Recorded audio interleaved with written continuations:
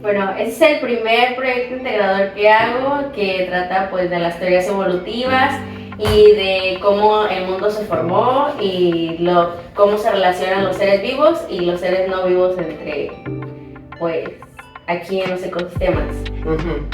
Estamos aquí con Sergio Ernesto García Gómez, quien es un preinterno. ¿Cómo está? Bien, todo bien. Gracias. Ok. ¿Estás listo para comenzar con la entrevista? Sí, dime. Ok. La pregunta número 1 sería, ¿usted cree que dependiendo del ámbito social afecta la perspectiva que se tiene de las teorías evolutivas? Fíjate que sí. Yo creo que sí tiene que ver mucho, porque si en ámbito social te refieres al cómo fue criada una persona, cómo es que se le enseñaron, no sé, sus valores, sus creencias, sus experiencias a partir de su ámbito social, o sea, depende de qué clase económica tiene, el lugar donde vive, sí tiene que ver con lo que él va a creer acerca del origen del mundo, ¿no? Porque si estamos hablando de un país como México, que es súper religioso, claramente va a tener unas teorías, o sea, su pensamiento va a ir más enfocado al conocimiento religioso, ¿verdad? Si nació en un ámbito social más educativo, como por ponerle un simple ejemplo, ¿no? Un hijo de un maestro o algo así, pues va a tener más conocimiento científico, por así decirlo, ¿no? Entonces, su conocimiento o su creencia acerca de la creación del mundo va a ser más encaminada a la ciencia, que a fin de cuentas son las dos grandes ramas que siempre encontramos, ¿no? Religión y ciencia, que son las que tratan de explicar cómo es que se originó todo.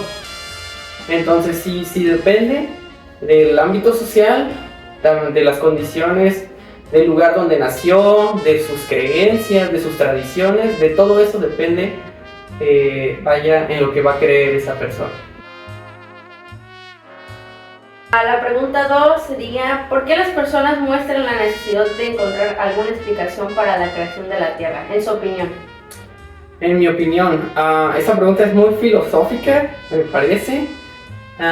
Yo creo que tiene que ver más que nada porque siempre tenemos curiosidad, ¿no? La curiosidad es algo que define al ser humano desde siempre. Entonces, así es como se han hecho descubrimientos, se han hecho desarrollos en la tecnología, avances en todo tipo de áreas, por la curiosidad. Pero creo que esa curiosidad nace a partir de encontrar el sentido de la vida. Y vas a decir, uy, qué filosófico, pero yo siento que siempre tratamos de buscar el origen, la explicación del origen, porque creemos que con eso vamos a encontrar también el sentido de nuestra vida. Si sabemos el origen o de dónde venimos, al mismo tiempo vamos a encontrar el por qué estamos aquí o para qué estamos aquí. Entonces creo que tiene que ver con eso. La pregunta 3 sería, ¿usted cómo define la naturaleza? Estamos hablando del ámbito que se tiene en relación de las personas también hacia los ecosistemas, así, o también estamos hablando de lo que es la madre tierra, por así decirlo. La naturaleza, para mí la naturaleza es, y tal vez no te lo definan así los libros de biología, pero para mí es todo aquello que está creado no por el ser humano. Todo lo que forma parte de nuestra realidad que fue creado, pero no por el ser humano. Porque incluso lo que es creado por el ser humano, pues es creado a base de recursos de la naturaleza. Pero lo que es la naturaleza, los seres vivos, todo ese sistema grande de seres vivos y seres no vivos, pues a fin de cuentas, claro que fue creado, pero no por el ser humano. Para mí eso es naturaleza. También todo este conjunto de seres bióticos y no abióticos, cómo es que funcionan dentro de sí mismos, porque cada organismo, cada ser vivo es un universo, vaya, y lo ves en la medicina, vaya, lo ves porque te das cuenta cómo funciona desde el ADN, por ejemplo, hasta la neurona, cómo funcionan todas estas unidades. Y es impresionante, vaya, que cada parte de la naturaleza sea un universo. Entonces, sí, naturaleza para mí sería ese sistema que existe en los ecosistemas, en la atmósfera, en todo. ¿Qué opina de la explotación de recursos para el beneficio del ser humano? Creo que el uso de recursos siempre puede estar justificado, porque de no ser así, pues no se habría llegado al avance tecnológico en el que nos encontramos hoy en día, vaya. Sí, porque si te pones a observar, todo está hecho con recursos de la naturaleza, ¿verdad? Entonces es algo que se necesita. Pero, como lo planteas en la pregunta, dice explotación, creo que sí, no es correcto. Y eso pues es una opinión personal, pero está justificada en base a lo que se ha venido desarrollando con dos simples definiciones, con el desarrollo sostenible y sustentable. Entonces, si lo generalizamos, estas definiciones nos dicen que el desarrollo que debemos llevar debe ser equilibrado, ¿verdad? ¿Equilibrar qué? Equilibrar justamente los recursos. Entonces debe haber un equilibrio en el uso de recursos y el entorno, vaya. Entonces si la explotación pues está mal porque está rompiendo con ese equilibrio, ¿verdad? Sin embargo, el uso justificado de los recursos, es decir, por medio de sustentabilidad y sostenibilidad, es correcto. Las personas son útiles. ¿Para qué sirve el humano en un ecosistema? Me refiero pues a qué hace el humano en la naturaleza, qué es lo que ayuda o sea, ¿en qué ayuda el humano? Qué interesante pregunta. Está muy filosófica también, pero mira,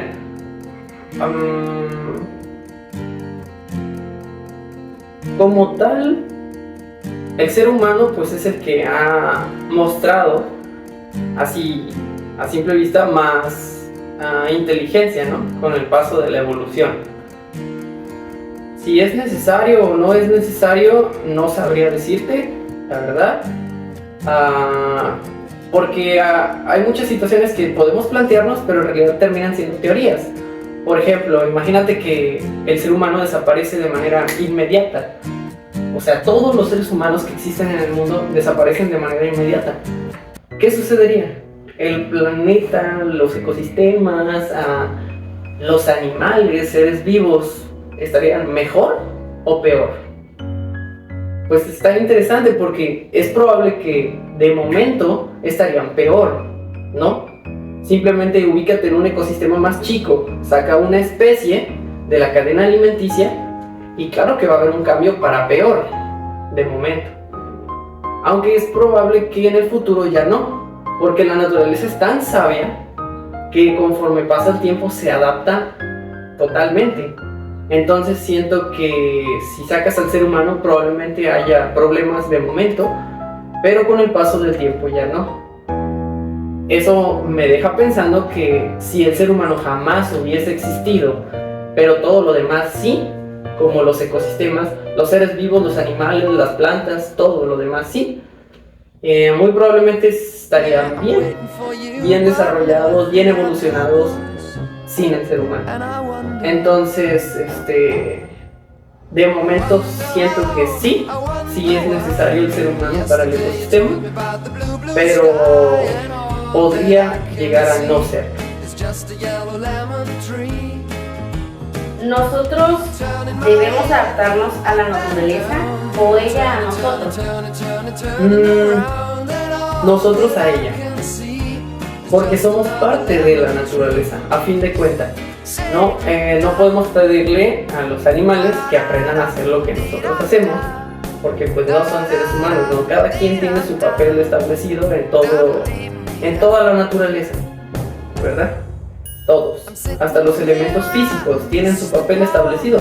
Si te fijas, existe un ciclo del agua y el agua no tiene vida y nadie le dice al agua lo que tiene que hacer, sino que esas leyes leyes de la física como la evaporación, la condensación, la precipitación, todo eso está establecido de manera natural y eso no lo establece el humano. Entonces siento que no hay que hacer que esa naturaleza, esas leyes que ya existían desde no sabemos cuándo, se adapten a nosotros. No, al revés, nosotros tenemos que adaptarnos a ellas porque vivimos aquí y somos parte de. En su opinión, ¿cuál es la teoría de la creación más acertada? Más acertada. ¿En mi opinión? Bueno, pues tu pregunta es muy personal. Porque si me preguntas algo más general, pues tendría que decirte que las teorías que establece la ciencia, ¿no? Como ya te dije en la pregunta pasada, en la primera pregunta existen pues las dos grandes divisiones, ¿no? Ciencia y religión. Pero a fin de cuentas siempre, al menos hasta ahorita, la ciencia no lo puede explicar todo. Y la religión no lo puede comprobar todo. Entonces, lo que la ciencia no explica, se trata de explicar con la religión, pero no terminamos de comprobarlo. Es por eso que aún existe esa búsqueda de ese debate, Pero como médico tendría que decirte que es las teorías que establece la ciencia. Sin embargo, yo he encontrado una razón de ser en la religión. Entonces, para mí, la teoría más acertada de la creación es la que se establece en los libros de Génesis y en la Biblia, que es la teoría pues religiosa, donde explica cómo es que existe un Dios. Porque a fin de cuentas, si te pones a leer los científicos más grandes, por ejemplo Stephen Hawking, siempre llegan a una misma conclusión. El universo funciona de una manera tan perfecta que no puede ser casualidad de algo al azar. Siempre encontramos como que todo está hecho por alguien y por algo, por una razón de, aunque no lo hemos encontrado, aunque no hemos encontrado quién es ese alguien, sí existe un Dios que es el creador. Entonces sí, esa es la conclusión que todos llegan y esa es la que más me apego yo. Muchas gracias por la entrevista, eso sería pues todo. Gracias.